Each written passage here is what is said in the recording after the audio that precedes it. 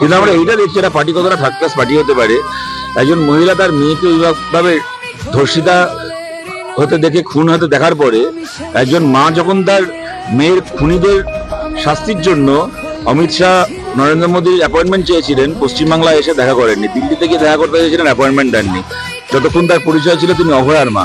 কিন্তু অভয়ার মা থেকে যেই তিনি বিজেপি প্রার্থী হয়ে গেলেন, অমনি প্রধানমন্ত্রী এসে তার মাথায় হাত থেকে পোজ দিয়ে, যতদিন ওনার পরিচয় ছিল আরজি করের ভিকটিমের মা, ততদিন পর্যন্ত প্রধানমন্ত্রী অমিত শাহ ওনার সঙ্গে দেখা করেননি।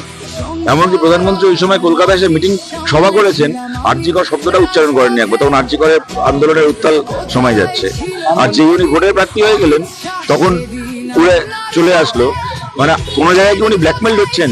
ওনাকে কি বিজেপির পক্ষ থেকে এই ব্ল্যাকমেল করা হয়েছে যে আপনার মেয়ের খুনিদেরকে আমরা বাঁচিয়ে দেবো যদি না আপনি আমাদের হয়ে প্রার্থী হন? সেই ব্ল্যাকমেলের কাছে কি আজকে ওনাকে সারেন্ডার করতে হলো? 4 তারিখের পরে নিশ্চয়ই সেই উত্তর আমরা পাবো।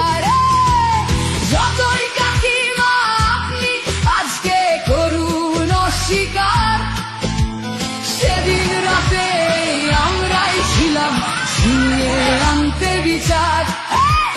কাকিমার সাথে এতদিন কখনো দেখা করেননি মোদি, বিচারের সে লড়াই ভুলিয়ে দিয়ে আজ শুধু চাইছে গদি।